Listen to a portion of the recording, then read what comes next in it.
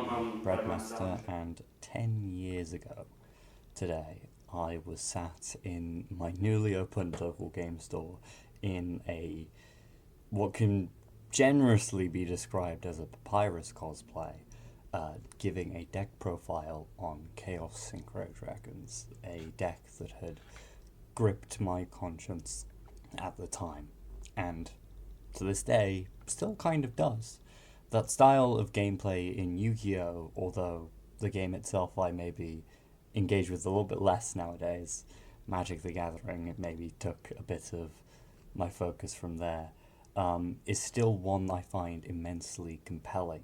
The mechanics of Yu-Gi-Oh offer a diverse set of gameplay, one which challenges you as the player to constantly be engaging with your knowledge of your own deck, finding lines, and navigating complex board states.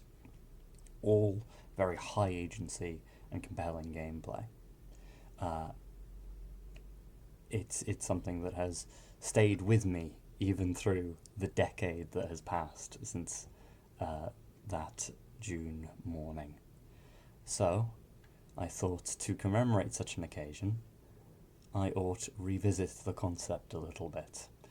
So, the dragons in this deck profile may be less so absent, but Chaos and Synchro we still are. We're running singleton copies of Punishment Dragon, the Chaos Creator, and Destrudo, the Lost Dragon's Vision.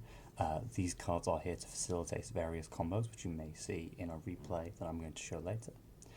We have a Fiendsmith package in the form of 3 Fiendsmith engravers, the 1 Fabled Lurry, and the Fiendsmith's Tract, which gets searched as part of this combo. What's notable about this engine is it's not a simple include. You can also, because you're doing a certain amount of incidental milling, sort of stumble into this combo naturally, just by activating the Fiendsmith engraver from your graveyard and link summoning from there. You can also notably use Weiss, who I'll get to later, as part of the material to shuffle away, either to summon the engraver or as part of your material for your Fiendsmith sequence, or even as part of your material for Fiendsmith Desiree. We're then running 2 Lightsworn Beast as part of our Lightsworn package, as well as 2 Weiss Lightsworn Archfiend, 1 Fearless Lightsworn Archer, and 3 Dragon of Lightsworn. This card is very awesome and is what allows you to search Punishment Dragon as part of a kind of a set combo line.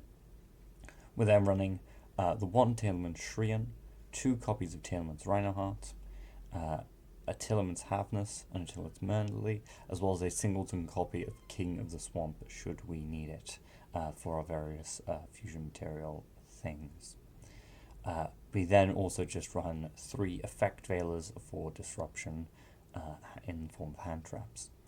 We're running 3 copies of Foolish Burial Guts. You can use this as a form of tutoring, either for the Trivikama to search one of these traps, or you can send the Sulliek itself and find one of your Tearlaments that way. We're then also running 3 Charge of the Light Brigade to find our various Lightsworn cards, 2 Tearlament Screams, 3 Primeval Planet Perlerino to find more of the Tearlaments. The Terraforming is also there to find the Tearlaments. 1 Trivikama, 1 Tearlament's Meta Noise, and 1 Sulliek, both as things we can mill over to trigger their effects, as well as things we can search for disruption as part of our combos. 1 Fiendsmith Requiem and 1 Fiendsmith Sequence for the Fiendsmith line, 1 Cross Sheep just because it's fun, 1 the Dark Charmer, because sometimes you need to link summon your guys off. 1 Minerva, the Exalted Lightsworn, just because sometimes you can make this mill, maybe if you're lucky get a couple of draws. 1 number 38 Hope Harbinger, this is the one I by far tend to make the most often as part of a regular combo line. 1 the Zombie Vampire if you're feeling juicy. 1 Shooting Riser Dragon. Now this one might strike you folks as a bit strange, but I actually like to include this as a way of being able to quick synchro, especially into this Chaos Angel sat up here. Being able to make this on your opponent's turn chain block various things, as well as just having an unaffected guy who banishes one of your opponent's cards on summon. It's pretty good. We're also running one Visas Aramatara and one Minerva Lightsworn Athena. This is part of your standard combo line here. One Necroquip Princess, one Fiendsmith Desiree for the Fiendsmith combo, and one Tillemans Kaleido Heart to be made off of our various Tillemans things. That's for the deck profile. Let's show you something that this deck can do. Admittedly, this is just something I did against the EDO Pro bots, but I'll let it speak for itself. So here I lead on Charge of Light Brigade and get quite lucky with my mills, as I'm able to summon Dragon of Lightsworn, which then sends Fearless, so I'm then going to be able to synchro summon into Minerva. Minerva will send 2 more cards.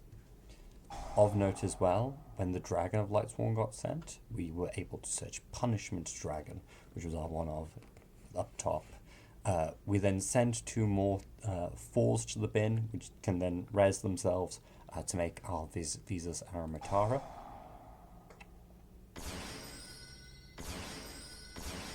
Which then lets us search anything that mentions Visas Starfrost, basically.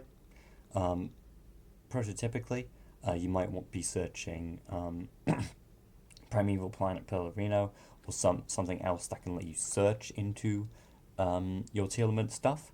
But in this instance, because we already have the Pellerino in hand, we're just searching Meta Noise. You can then banish 4 to mill 4 off of the Athena, which sets up our Punishment Dragon to be summoned. You can then take those 2 level 8 bodies that you just had spare lying around and overlay them to the Hope Harbinger. And then we're just going through a bit of a Fiendsmith combo here. We were lucky enough to draw into it.